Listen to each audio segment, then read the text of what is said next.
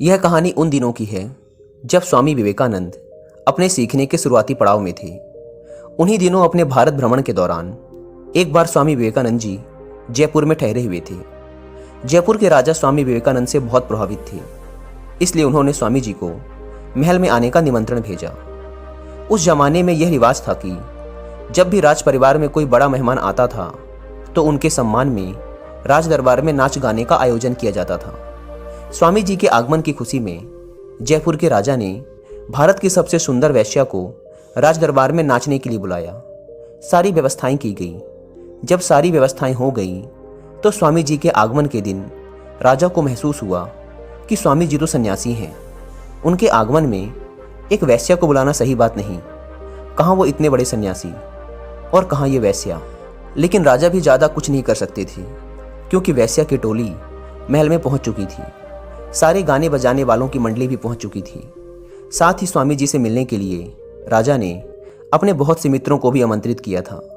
इसके अलावा उसने इस बात की भी घोषणा कर दी थी कि स्वामी जी के आगमन को नाच गानों के साथ बड़े धूमधाम से मनाया जाएगा।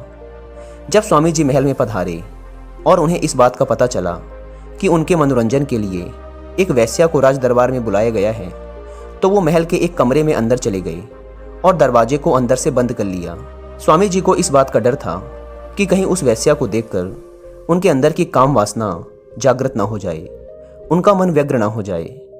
राजा बाहर से आवाज लगाते रहे, स्वामी जी से आग्रह करते रहे, पर स्वामी जी ने राज दरबार में जाने से साफ मना कर दिया।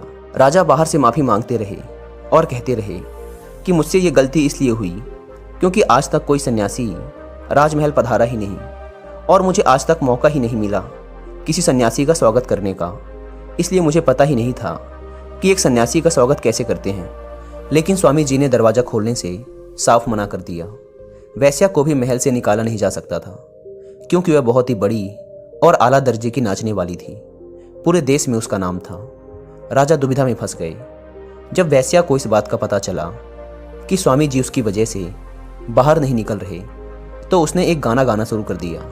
उस गाने का मतलब था कि उसे पता है कि वो उनके लायक नहीं है, लेकिन वो तो थोड़ी दया दिखा सकते हैं। वो तो उनके सामने गली की धूल भर है, पर वो उसके लिए निर्दयी क्यों हैं? वो तो अज्ञानी हैं, पापिन हैं, पर स्वामी जी तो ज्ञानी हैं।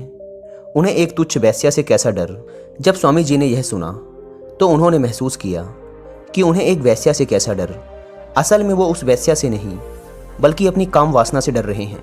उन्होंने सोचा कि इसका मतलब मेरे मन के किसी कोने पर काम वासना ने आज भी घर कर रखा है। स्वामी जी ने महसूस किया कि इसका उपचार वेश्या को महल से बाहर निकालना नहीं, बल्कि काम वासना के विचारों को मन से बाहर निकालना है। इसके बाद स्वामी जी दरवाजा खोल कक्ष से बाहर आए और उस वेश्या से जाकर कहा, हे देवी, गलती तुम्हारी नहीं, बल्कि मेरे मन में बैठी काम वासना की थी, जिसे अब मैंने अपने मन से पूरी तरह से निकाल फेंका है। स्वामी जी ने उस वेश्या को पवित्र आत्मा कहा, क्योंकि उस वेश्या ने ही स्वामी जी को यह महसूस करवाया कि उनके मन के किसी कोने पर काम वासना आज भी थी।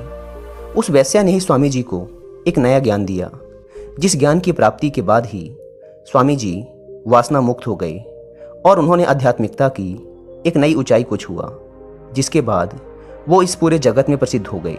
अगर आप स्वामी विवेकानंद और उनके विचारों के बारे में डिटेल से जानना चाहते हैं तो इसके लिए आप कुक्कू एफएम पर 2 ऑडियो बुक सुन सकते हैं, जिसमें से पहली ऑडियो बुक का नाम है स्वामी विवेकानंद। इस ऑडियो बुक में आप स्वामी जी के जीवन और उनके उपदेशों को डिटेल में जानेंगे कि कैसे नरेंद्र नाम का एक बालक स्वामी विवेकानंद बन गया। और दूसरी ऑडियो बुक है डेली लाइफ विवेकानंद। ये ऑडियो बुक हमारे जीवन के हर पहलू को, जैसे career, finance, health, relation, success, इन सभी के बारे में विवेकानंद के नज़रिए से हमें सिखाएगी। कुक्कू एफएम के बारे में बताऊं तो यह इंडिया का लीडिंग ऑडियो बुक प्लेटफॉर्म है, जहां पर आप डिफरेंट फील्ड के हजारों बुक्स की ऑडियो बुक सुन सकते हैं, वो भी इंडिया के किसी भी लैंग्वेज में। नॉर्मली अगर आप कुक्कू एफएम को डाउनलोड करके उसका ईयरली सब्सक्रिप्शन लेते हैं तो यह आपको पड़ता है 399 रुपीज़ का। लेकिन इस होली सेलिब्रेशन में कुक्कू एफएम लाया है अपने सारे लिसनर्स के लिए 50% का डिस्काउंट। इस 50% डिस्काउंट के लिए आपको डिस्क्रिप्शन एंड पिन कमेंट पर दी गई लिंक से इस ऐप को डाउनलोड करके उसमें कूपन कोड होली50 यूज़ करना होगा और 399 का सब्सक्रिप्शन पड़ेगा सिर्फ 199 रुपीज़ में, वो भी पूरे 1 साल के लिए। लेकिन ये होली ऑफर सिर्फ और सिर्फ 20 मार्च तक ही वैलिड रहेगा, इसलिए देर ना करें। ऐप को डाउनलोड कर होली 50 कूपन कोड का फायदा उठाएं। आइए अपने डिस्कशन पर वापस लौटते हैं। स्वामी जी के जीवन की इस कहानी से हमें सीखने को तो यही मिलता है कि हमें संसार में वही दिखता है जो हम देखना चाहते हैं, यानी कि हमारे मन में उठने वाले विचार ही इस बात का निर्णय करते हैं कि हम अपने आसपास क्या देखते हैं।